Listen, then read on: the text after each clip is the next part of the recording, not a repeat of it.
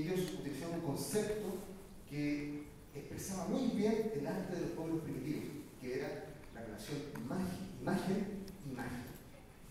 Y ese principio es un principio que todavía está vivo en nuestro cerebro, aunque ustedes no lo crean. Ese mecanismo todavía despierta cuando vemos imágenes. Solo hecho que yo le haga la siguiente pregunta a cualquiera de ustedes, les aseguro que el gran porcentaje de los que están aquí presentes.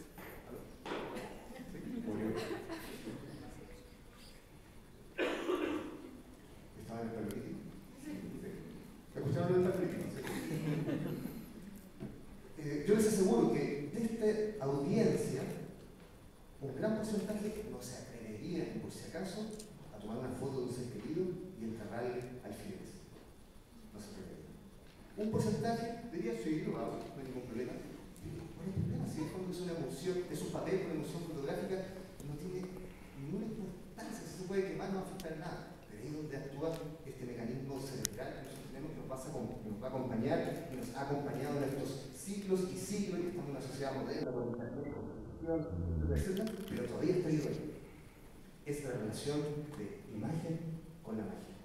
El principio de la magia que hablaba Gerhard Rick y René Figuier era que la parte correspondía a todo.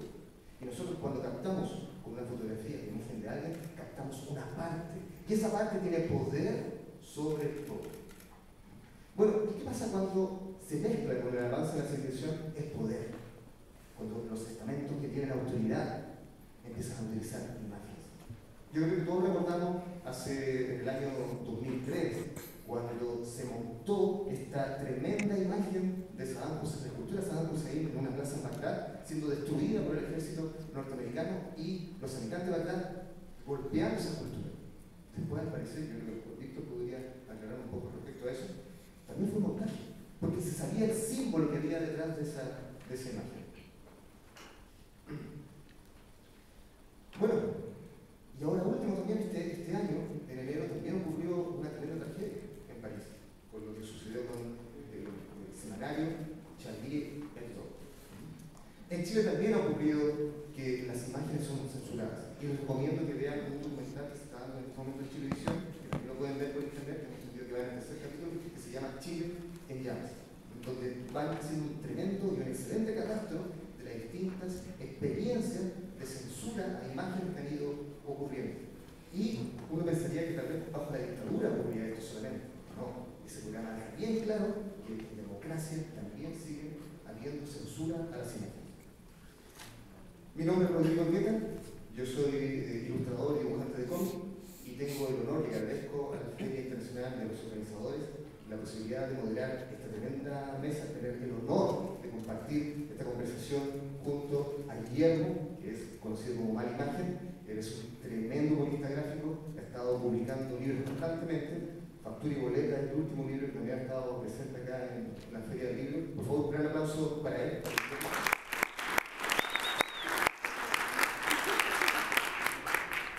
Y también me acompaña acá a mi izquierda Víctor Hugo de la Fuente. Él es el director de Le Monde Diplomatique, que ya lleva 15 años, y justamente este mes el Le Monde Diplomatique está de aniversario. Así que, Víctor, gracias por estar acá.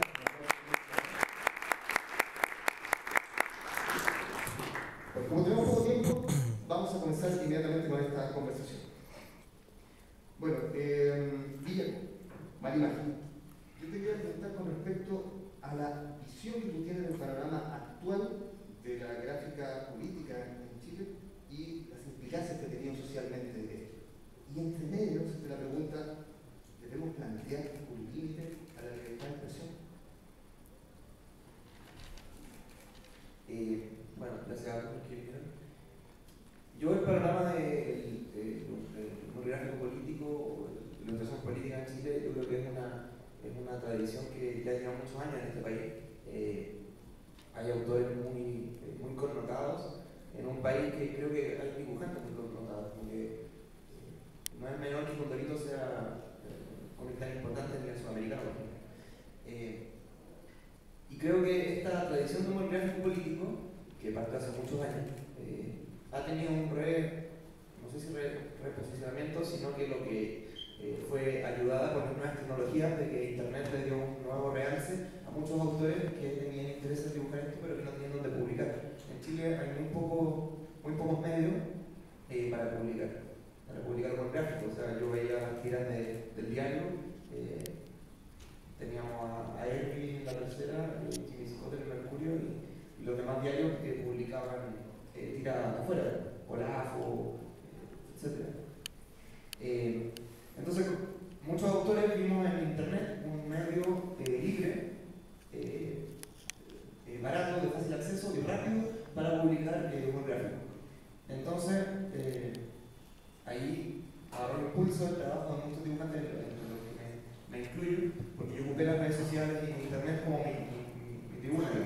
Y la gracia que tiene eso es que no tienes un filtro, no tienes un filtro editorial, no tienes un editor que te diga, no, esto no se puede publicar, esto sí se puede publicar. O sea, ahí uno es el que sabe si publica o no publica.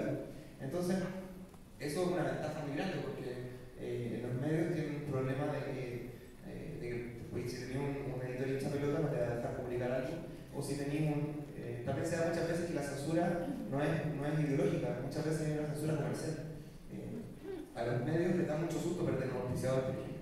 Entonces, ha ocurrido varias veces que por un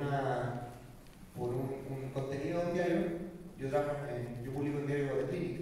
Entonces, ocurre de que a una marca no le gusta un contenido y dice, no, ya, yo saco en el piso. Y eso significa harta plata que pierde el medio, que generalmente los medios se mantienen por la publicidad. ¿Alguien como que rapea? Sí, pasó antes también. Ya, entonces, se hace censura que es más comercial, que es como la censura que no te llaman más, porque este dibujante puede que no le guste la marca. Y eso es una con lo que hay que lidiar, digamos. Con respecto a los límites de la libertad de expresión, yo no tengo la respuesta cierta, pero me gusta mucho una frase que leí hace muy poco, que decía, no hay que confundir la libertad de expresión con ser un pelotudo. Claro, porque también uno dice, bueno, libertad de expresión, al menos como yo la entiendo, no es que yo salga a la calle y me ponga a insultarle a cada uno de ustedes y tirarle pollo en la cara y si me dicen, oye, ¿qué pasa? No, es libertad de expresión. No funciona así. El tema de la libertad no funciona así. La libertad no puede convertirse en una cosa precisa con el otro porque eso es libertinaje. Sí creo que los límites de la libertad de expresión, los límites del trabajo de uno como autor, las pone el mismo autor. No hay otra forma de mantener un trabajo con una línea ética que la ética del mismo autor, del que está publicando. Creo yo que la sociedad ha evolucionado positivamente en cuanto a que hay ciertos tipos de humor que ya no son aceptados como tal y son rechazados por los demás. Y no solamente el humor, sino que la publicidad se ha dado mucho. No sé, ahora cuando salió esto de la publicidad de WOM, que era una publicidad abiertamente sexista y medieval, claro, ellos tenían el rollo que se montar locos y libertad de expresión, pero en realidad lo que estaban haciendo era una cosa sexista, absolutamente, y discriminatoria. Lo mismo cuando pasó hace poco este tema con un sketch que hubo en el Quique Morandé, que era una burla a las personas colombianas durante la Copa América. Que claro, ponían unas colombianas y las molestaban, que eran de café con piernas, que eran putas, que no me acuerdo de más. Pero antiguamente esos cuestionamientos no existían, antiguamente esas cosas pasaban. Actualmente se cuestiona que el humor sea discriminatorio, se cuestiona cuando hay sexismo, cuando hay un cierto abuso de poder al final. Que alguien salga en la tele burlándose de inmigrantes, por ejemplo, es un abuso de poder, porque esos inmigrantes no tienen la posibilidad de ir a la tele a defenderse. Entonces existe un descrédito, una forma peyorativa de tratar a las personas que yo no la considero positiva. Y afortunadamente, como que la sociedad está ahora cuestionando esas cosas. Antiguamente no, antiguamente eran muy comunes los chistes, con chistes peyorativos con homosexuales, con minorías étnicas. Y actualmente esas cosas se cuestionan. Yo creo que eso es un avance que ha impulsado la misma sociedad y eso es bueno. Creo yo que los límites de la libertad de expresión, los límites del autor los tiene que poner el mismo autor. Cada autor es dueño de su propia ética y él sabe lo que publica o no publica. También uno tiene que tener como poner el pecho a las balas cuando mete la pala, porque también he metido muchas veces la pala, me han llegado reclamos y cosas y bueno, digo, tengo que hacerme responsable por lo que publico. Uno no pretende caerle bien a todo el mundo y sabe que el humor generalmente a alguien le va a molestar. Es imposible hacer un chiste que nadie se moleste, a menos que sea un chiste muy rebuscado, pero entonces uno como autor tiene que hacerse responsable de lo que publica y eso también te da una responsabilidad. Pero esa responsabilidad personal, cada autor tiene su propia ética, sus propias ideas. Hay otro tipo, hay otros dibujantes que a mí no me gustan, que tienen chistes más discriminatorios, más, no sé. Yo hablo como de mi caso. Creo que la libertad de expresión es delicada porque hay que ocuparla, pero hay que aprovecharla. O sea, sobre todo porque es un derecho que ha costado tener. La libertad de expresión no es como que siempre ha existido. Y no solo en dictaduras, como tú dices, hay muchos casos de censura y también de falta de libertad de expresión en temas laborales o en temas sociales que se han dado después de la dictadura, en democracia y probablemente antes de la dictadura también.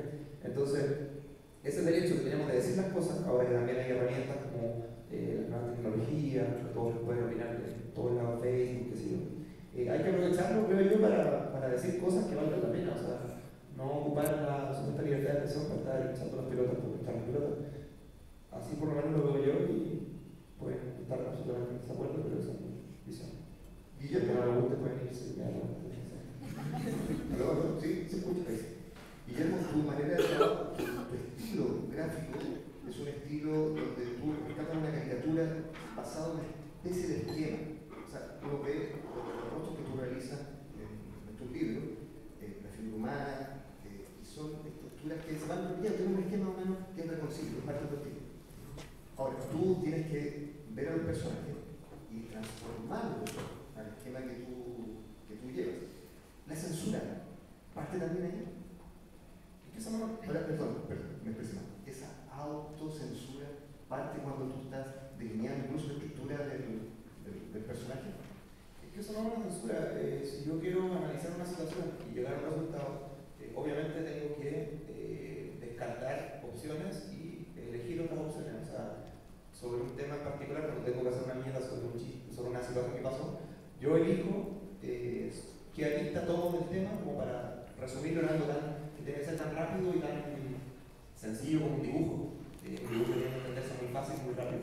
Entonces, no es que sea una censura, hay una selección de cómo abordar el tema. Censura sería, o autocensura sería que dijera, no puedo publicar esto porque me van a arreglar en la revista, porque puede poner el problema al auspiciador. ¿Ha llegado a eso? No he llegado a eso, que también yo publico textiles que son bastante. Son como que las portadas son peores que lo que hago yo, entonces sería un poco raro que no llegara a la censura. Puede ocurrir, pero por lo menos nunca me ha pasado.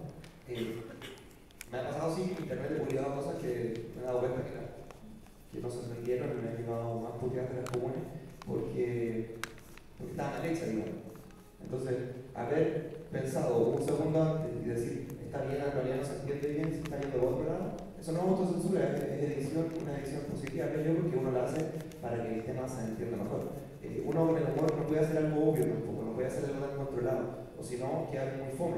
El humor gráfico tiene que tirar el elástico, y si se corta, bueno, se corta y asumir las consecuencias, pero uno tiene que ir un poco más allá, porque si no, se hace algo demasiado inofensivo, inocuo, se produce algo fome que en realidad no tiene ninguna relevancia, ningún alcance, porque el humor tiene que siempre estar sorprendiendo. Cuando el humor se convierte en una fórmula reiterativa, donde no vaya a molestar a nadie, se pone algo fome, algo controlado, y ahí aparece la autocensura. Bueno, con Guillermo nosotros ya habíamos conversado brevemente con respecto a esta conversación, esta mesa, este panel, y tú me planteaste que mostráramos este dibujo de Guillo, que lo realizó para la revista APSE. Cuéntame un poco con respecto. Bueno, sí, finalmente cuando se dan estas conversaciones con libertad de expresión, está muy en boga hablar de lo que pasó en Charlie Hebdo, que bueno, es un referente y un tema muy común que se habla ahora después de la tragedia de la grande, pero yo cuando dije que mostremos también el dibujo de Guillo es para hacer notar de que estas cosas también pasan acá. Cuando Guillo publica la imagen de Luis XIV, creo que la historia fue como que Pinochet había dicho que era un admirador de Luis XIV y Guillo en realidad hizo una portada de Pinocho con la peluca de Luis XIV, evidentemente para no lo puede, no sé si se trata de ver. Sí, ya, bueno, continuamos con nada.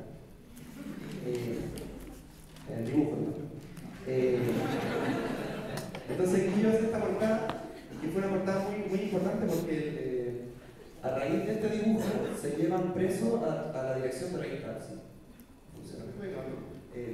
Se llevan presos a toda la dirección de revista APSI, menos a Guillo.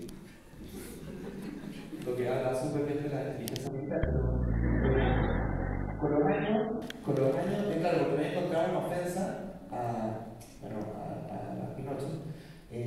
Aún cuando era una revista, obviamente, de resistencia, una revista contraria al régimen, contraria a la dictadura, lo que le molestó a los chicos fue un dibujo, fue una cosa que pudo haber sido para más lúdica.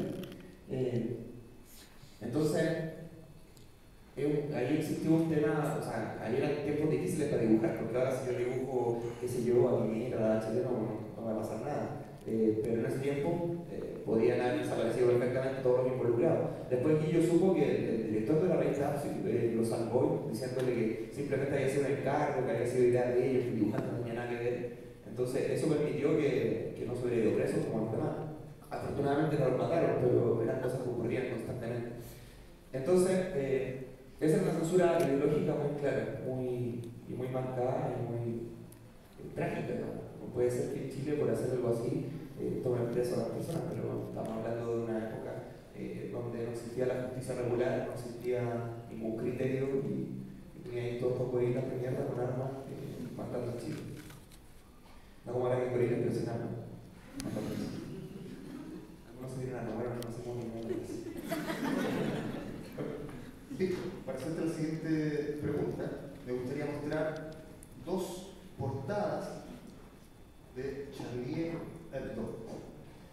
Esta portada es de octubre de 2014. Se publicó varios meses antes de la tragedia y muestra al profeta Mahoma, que era un personaje que aparecía constantemente en la revista, y era parte del personaje de la casa, el cual está haciendo este cuchillo, que hace referencia a esta imagen que nosotros ya vimos de los asesinatos que hubieron. Y Mohamed le dice a ese hombre que tiene la máscara, le dice: yo soy el profeta, estúpido. Y este tipo le dice: tú eres un infiel. Bueno, vean bien esta imagen.